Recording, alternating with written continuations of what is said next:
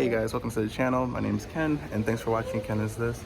Today guys on the channel, we are going to be doing the Boston Duck tour. So let's go. Yeah, so right now we're just waiting for the duck tour. We're sitting right now inside the Science Museum and they have just some displays. Oh, I should have just waited. Hey, why you go up there?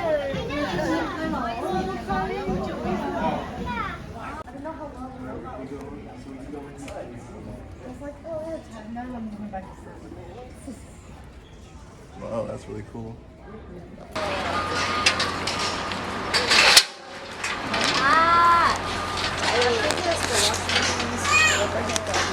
To this rule, both on land and on the water. Smoking and vaping are not permitted on the Duck at any time.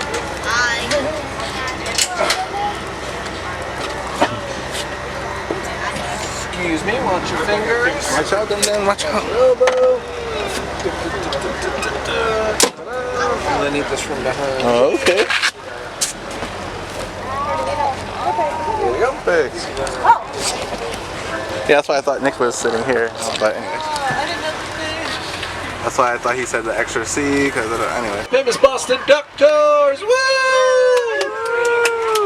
I will be your conductor today. My name is Chef Wolfgang Duck, world famous celebrity chef.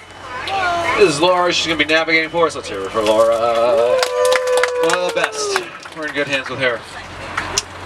Now I know you're asking yourself, why is a world famous celebrity chef our Boston tour guide? Well, I will explain everything to you. Some people say I am only famous because I am the world's worst chef. I don't believe them. But I was kicked out of cooking school on my first day for burning ice. Not that easy to do, but I pulled it off. Now, a friend of mine said to be a great chef, you need to master at least one duck recipe, so I tried them all. Duck l'orange, duck confit, Peking duck, and turducken. The only duck recipe I can master was the recipe for a great Boston Duck Tour. People are going to quack at us. Very serious. On our left, we're going to go by a building nicknamed the Cradle of Liberty. That's Sephora right there. No, not Sephora. The building next to Sephora, that's the Cradle of Liberty. That's Faneuil Hall. It's where many of the founding fathers gave speeches prior to the American Revolution.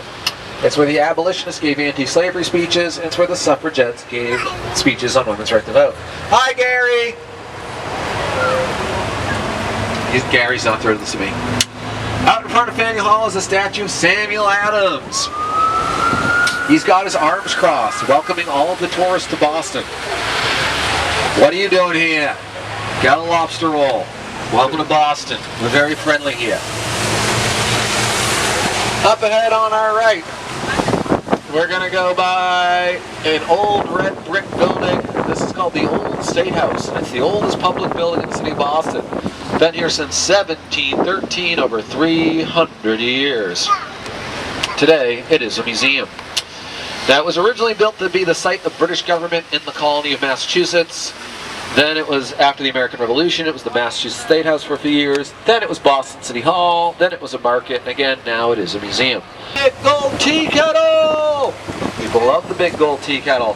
Oh, and look at City Hall Plaza. It's Pizza Fest!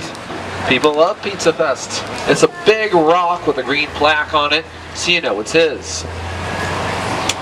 Now, of course, you can always go across the street to the Beantown Pub, the only bar in the world where you can sit down and order yourself a cold Sam Adams while you stare at a cold Sam Adams.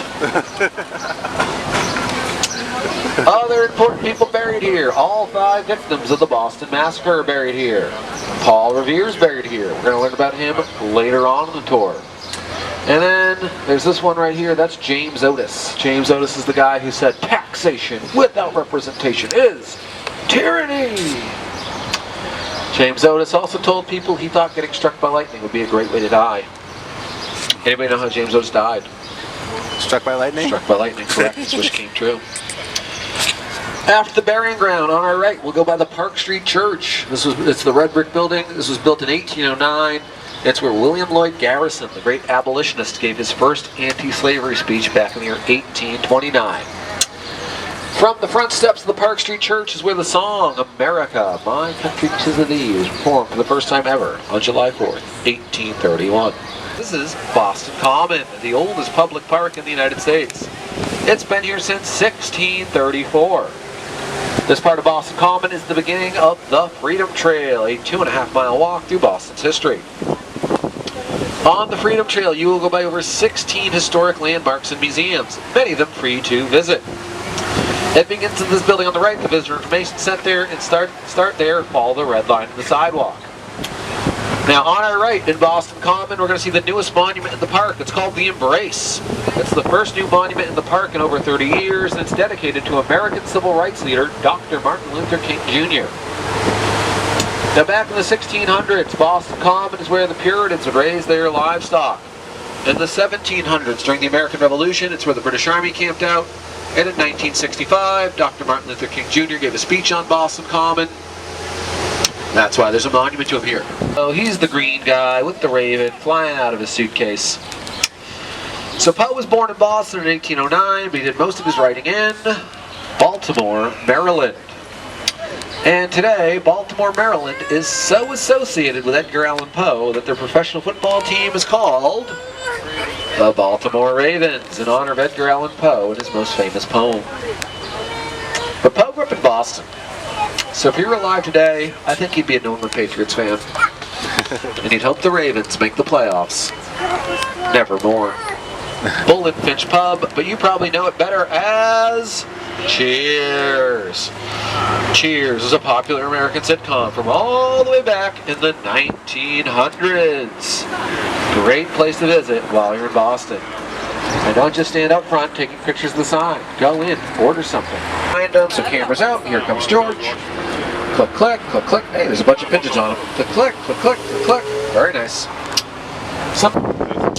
On our right, we're going to be going by this big brownstone building. This is called the Church of the Covenant. It is the tallest church in the city of Boston, 240 feet tall to the top of its spire. Now this church is pretty beautiful on the outside, but it is even more beautiful on the inside. This church has actually been named a National Historic Landmark for, of all things, its interior design. Very beautiful on the inside of this church. Now, why is this building so important architecturally? Construction was completed in 1877, and Henry Hobson Richardson designed the building in a style of architecture he invented. It's named after him. It is called Richardsonian Romanesque architecture. And Richardsonian Romanesque architecture is important because it is considered to be the first distinctly American style of architecture. Before Henry Hobson Richardson, American architects were just copying what they were doing in Europe. The Fairmont Copley Plaza Hotel has been here since 1912. Nearly every president of the United States has stayed here since then, going all the way back to William Howard Taft. On our right is a park called Copley Square, named for the painter John Singleton Copley, portrait painter from Boston who painted many of the founding fathers. As we make the turn around Copley Square, on our right is your best spot to grab a picture of Trinity Church. Very beautiful. That church is just as beautiful on the inside as it is on the outside. It does cost $10 to take a tour. United States. That bridge is 10 highway lanes wide and is considered to be the crown jewel of the Central Artery Tunnel Project, or what we refer to in Boston as the Big Dig. Our pier, sound the horn, and in we go! We're going in the water. Splash!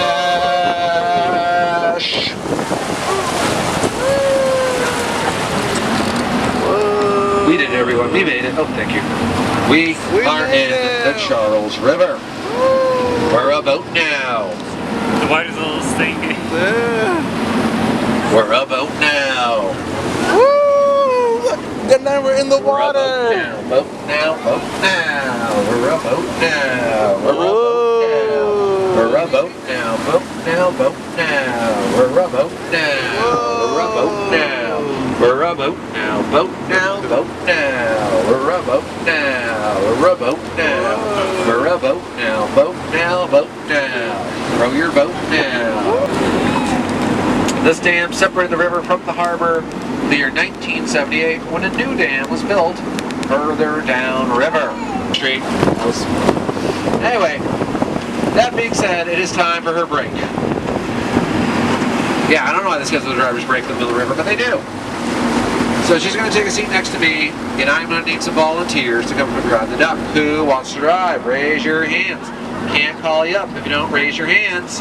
All right, all the kids brought to ruin their family's vacations by not driving the duck. Cambridge, Massachusetts.